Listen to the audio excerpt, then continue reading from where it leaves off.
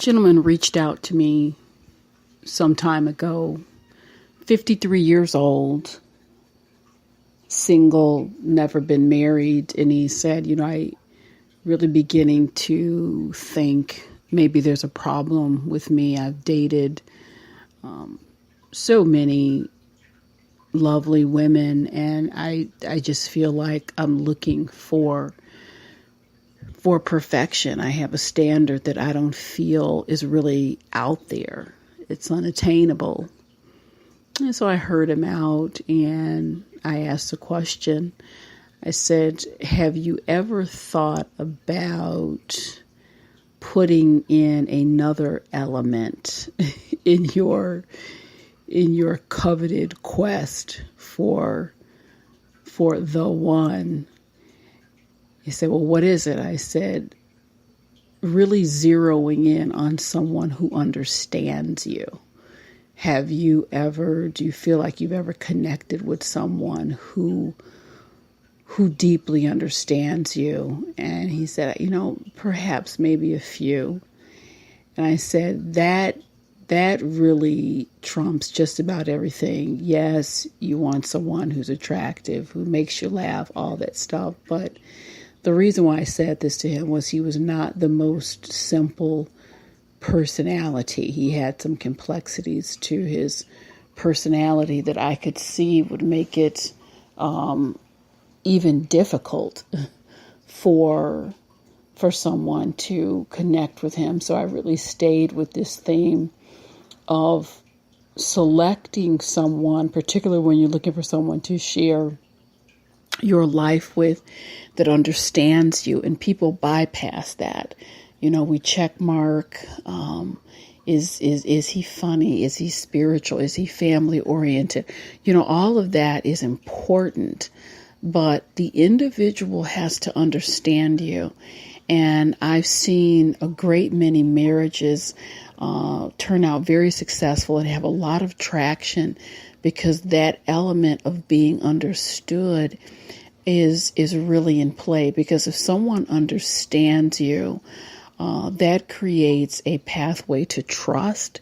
If someone understands you and how you're wired and how you move through life, and they understand your intentions, they're going to be less easily offended. You're going to communicate better. You're going to flow better. I'll give you an example. I had an honor to meet a really amazing couple, just great together. And let's just say she had kind of a quirky personality, needed to travel quite frequently, a free spirit, exotic taste, and just about everything, food, clothes, what have you.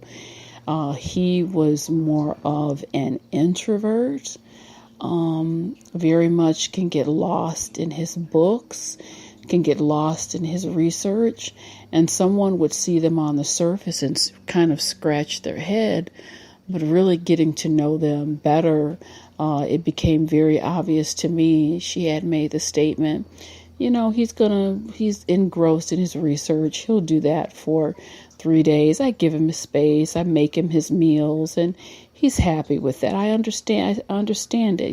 He'll do that, and, we'll spend another week or so together, and we're great. It's good. And I would hear him make comments like, yeah, she needs to fly off. She's my little bird. She flies away, and then she comes back. We have a blast. And it, went back and forth that way with them for a number of years. Opposites, but a highly successful, loving, connected marriage because they understand each other. And when you understand someone, as they say, the relationships are only successful to the extent that core needs get met. And if you don't understand a person, I don't see how you can understand what their needs are, period.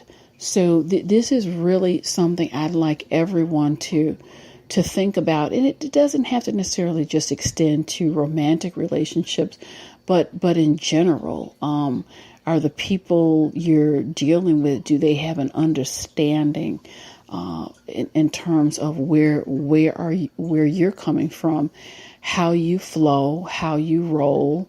And really, when that is established, you have some traction and the groundwork for a fruitful adventure together. It's something to think about. This has been Inspirational Shorts with Sheila.